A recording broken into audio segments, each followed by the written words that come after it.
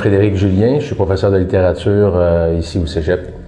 Je vous recommande la lecture de Fahrenheit 451 de Ray Bradbury, qui est un roman de 1953 qui, disons-le franchement, est un roman parfait.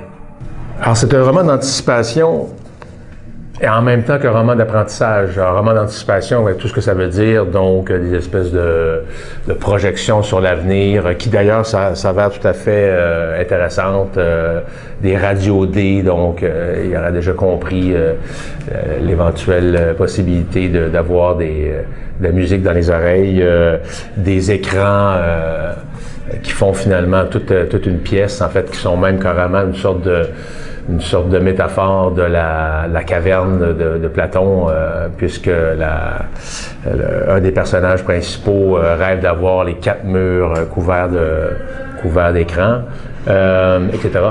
Mais l'essentiel donc de l'histoire, ou l'essentiel en tout cas de la société qu'on projette dans ce roman-là, c'est le fait que c'est une société dans laquelle on brûle les livres.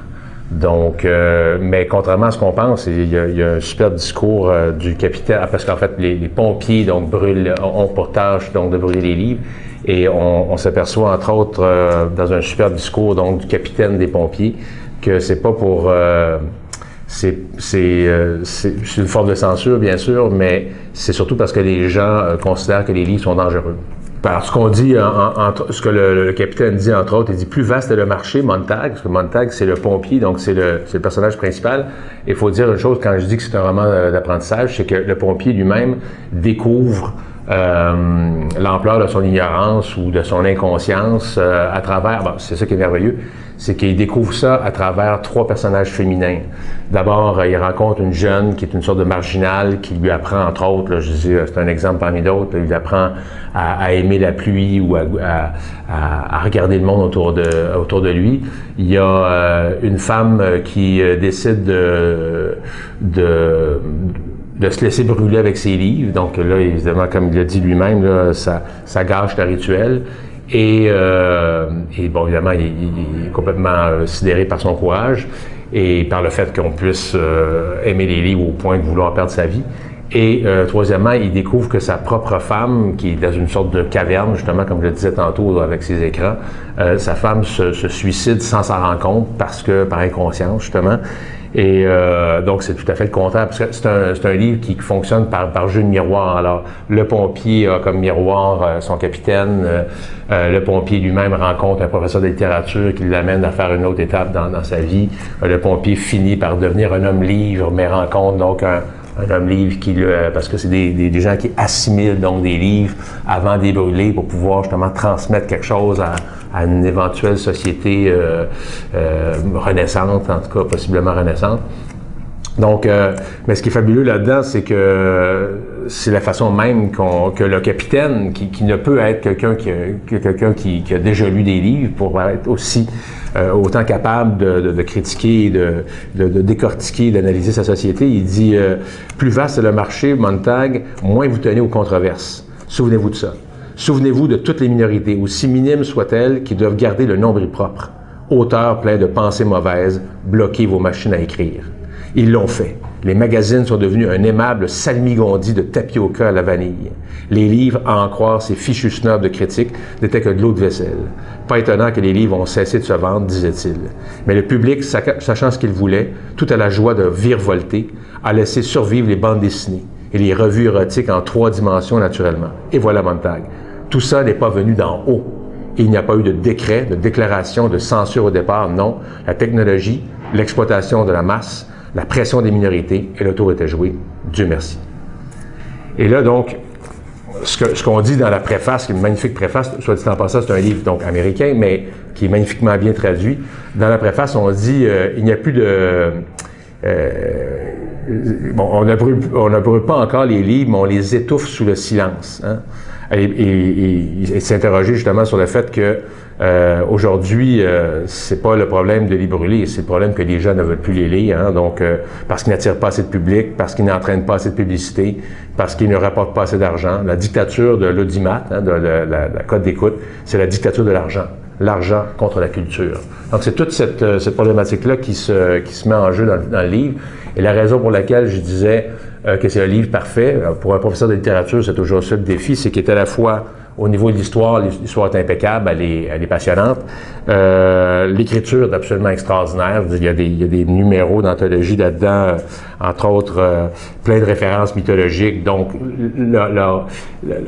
l'écriture elle-même puise dans des œuvres philosophiques, mythologiques, universelles, avec évidemment des métaphores absolument extraordinaires. Là, si j'avais le temps, je vous en donnerais des exemples. Et surtout, la réflexion est extraordinairement riche, c'est-à-dire qu'elle est à la fois philosophique, c'est-à-dire comment un individu peut s'engager dans le monde, et en même temps, évidemment, on imagine bien sociopolitique, là, dans la mesure où ce que je viens de vous dire touche à notre société. Puis encore une fois, là, c'est parfaitement d'actualité, spécialement dans une société, je dirais, de la société de Trump et de compagnie. Et ce que je voulais vous dire, donc, c'est que ce personnage-là en question va être amené à devenir un homme libre, donc à s'engager dans la société, par le fait, entre autres, qu'il franchit donc le pas en devenant un criminel, parce que sinon la société l'empêcherait tout est fait pour qu'il reste dans son cocon. Et quand je dis cocon, il y a aussi une métaphore extraordinaire, la métaphore donc de la Renaissance, la métaphore du feu, la métaphore de l'eau. Et à un moment donné, donc, il arrive à un fleuve. Et ce fleuve-là, c'est littéralement le fleuve qui l'amène aux enfers ou alors à la Renaissance. C'est littéralement un fleuve baptismal. Donc, je vais vous donner ce passage-là qui est extraordinaire, à la page 183. Littéralement, il touche le fleuve, il le goûte, il s'en imbibe, etc. Et il y a une phrase absolument extraordinaire. Il dit « Le fleuve était une réalité palpable. Il le transportait confortablement et lui donnait enfin le temps, le loisir de considérer le mois écoulé, l'année et toutes celles qui composaient sa vie. Il écouta les battements de plus en plus lents de son cœur. À l'instar de son sang, ses pensées cessèrent d'affluer précipitamment. » Donc, au-delà même de parler des livres, de la culture, ou de la mort des livres, ou de la mort de la culture, c'est une réflexion sur le temps. C'est une réflexion, en fait, qui vient dire, entre autres, que les livres, la culture, mais aussi la sensualité dans un monde virtuel. Là, on parle de 53, là. On parle de chasse aux sorcières, on parle de quelqu'un qui réfléchit à cette dimension-là, mais on parle de quelqu'un qui nous parle aujourd'hui, en 2017, d'un monde de plus en plus virtuel, de plus en plus numérisé, de plus en plus impalpable, de plus en plus rapide, de plus en plus, je dirais, désincarné. Et il nous parle littéralement de comment prendre son temps à travers la sensualité. Il redécouvre littéralement ses sens. Et la scène finale, je ne vais pas vous relever le punch parce qu'il y en a une certaine forme, mais je peux vous dire que c'est assez apocalyptique, là. La scène absolument hallucinante, littéralement hallucinante, de vers la fin, en tout cas, c'est quand il parle de sa femme qui l'a quitté, mais elle l'a quitté, mais elle se retrouve dans un hôtel et elle est devant son téléviseur à la recherche, là, je dirais presque désespérée de sens, littéralement ça. Et donc, il dit, quoi choisir là-dedans? Il y aurait tellement de choses à dire. Je dirais que, on commençons par ça, tiens. Donc, il la vit il imagine sa femme Mildred. Il la vit dans sa chambre d'hôtel quelque part dans la demi-seconde qui restait, avec les bombes à 1 mètre, 30 cm, 2 cm du bâtiment. Donc, vous devinez qu'il y a une attaque nucléaire.